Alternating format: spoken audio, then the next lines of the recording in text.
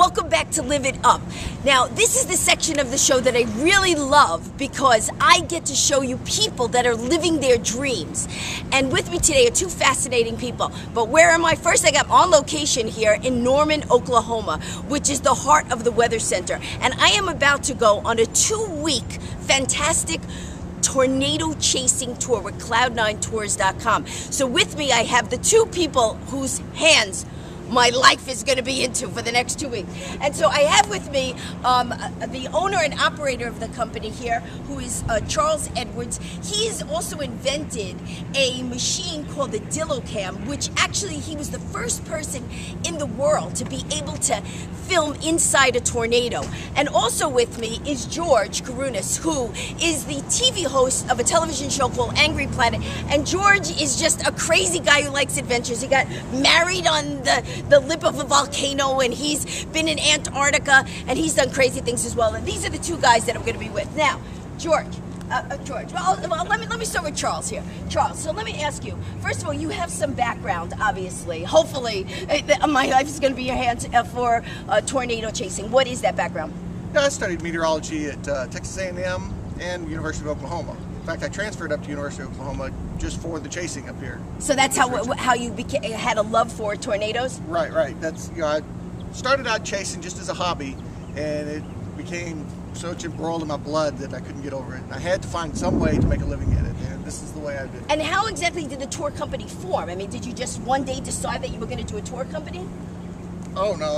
I had it in my mind going, for a while, and just thought I'd take one or two people to kind of help cover my cost. Right. Chasing's expensive, a lot of gas, and your camera equipment, and everything else. And then it just built from there. And from there, all of a sudden, after the first year, I had 16 people all of a sudden came at once. And they're from all over the world, right? Right. Oh yeah. I've got people from Australia, Germany, Sweden, Switzerland, England. So we've got people from everywhere who are doing this. And now, the Dillocam. What exactly is a Dillocam? The Dillocam was basically a camera in a protected housing that would survive a tornado, and it's weighted down, extremely heavy, so that the winds won't toss it around. And the original idea was just to get close video of the tornado without actually having to be right up in there. Right. And the first time we ever got a chance to deploy it, we got it directly in the path of an F3 tornado. So the first time it went in a path of an F3 tornado. Okay, as we have overhead people here again. So now that you've done this, now you've been doing this for how many years? I've been chasing this is my 21st year, but I've been operating the tour since 1996. And on a scale of 1 to 10, how safe is it? It's pretty safe.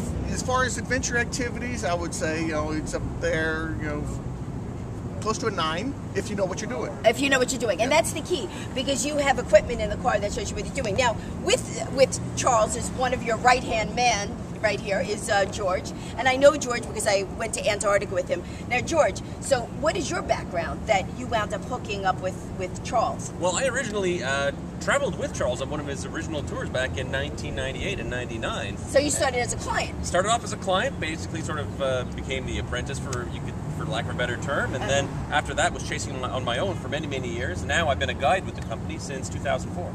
Now, what exactly are we going to see? Now, in this instance, we have 3 vans that we're going to be using, right? Yep. So we have 3 vans, and there's about 19 people? What's the amount of people that can come on these tours? Well, on this particular trip, we've got 15 guests and 4 guides. 15 guests and 4 guides, and we're going to have 3 separate vehicles. 3 vehicles. We've got the lead vehicle, which Charles and I are in, the second vehicle with Mike Tice piloting, and then our back caboose, if you will, is John Guyton.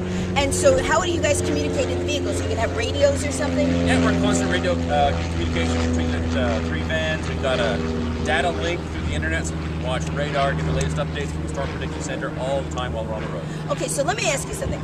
So there's going to be terms that we're going to hear here, guys, right? I mean, so like, what are the common terms that we're going to hear? I mean, I read somewhere that you guys have a thing called a hook, and there's a bear's cage, and so what are those things? A supercell? Either one of you, what are those things? Well, a supercell is a certain type of thunderstorm. It's not your garden variety storm. It's the kind that has a rotating updraft that is persistent. These storms can last for hours, and it's the type of storm that's typically going to produce the large hail and the tornadoes. That's the kind of storm that we're going for. So we're looking for a supercell. Oh yes. Okay, and Charles, has your van ever got hit by hail, or I hear these things about these baseball-sized hail? Oh, definitely. Yeah, we actually enjoy getting hit by the hail. Oh, so we're gonna go into hail. This is yeah, we enjoy seeing as big as we can get safely. as big as we. Well, yeah. If it's up to baseball, softballs, we'll try to find some place to hide under. You know, hopefully. car wash or a bank or a gas station, and we'll park under the awning and watch the hail come over us and watch everything else around us get beat to death. So we're not gonna have helmets on. No. We don't need no stinking helmets. We're under protection.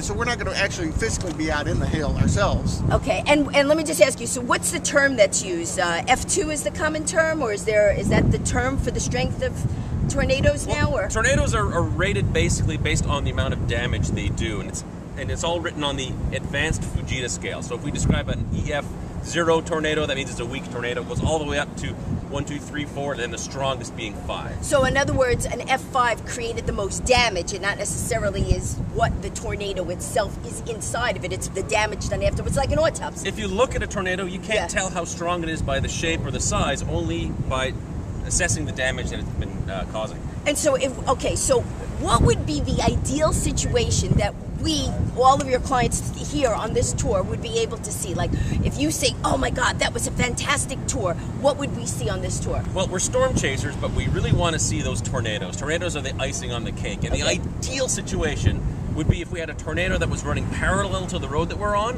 or one crossing the road directly in front of us. That is what we love. And about how close would we get? We like to get within about a quarter mile.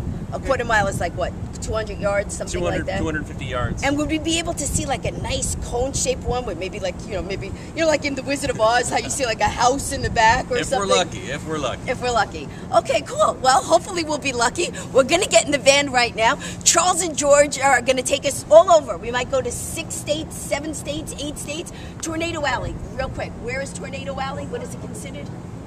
Basically, North Texas all the way up into Nebraska. So we could go through any of those places. Surrounding area around it, yes. So we don't know what day necessarily will be the chase day, the non-chase day. Those guys are going to run the computer. We have the other 2 guys in the van back here. I'm ready to go on the adventure, and hopefully you will too after you see what I go through in the next 2 weeks. Fran Capo reporting.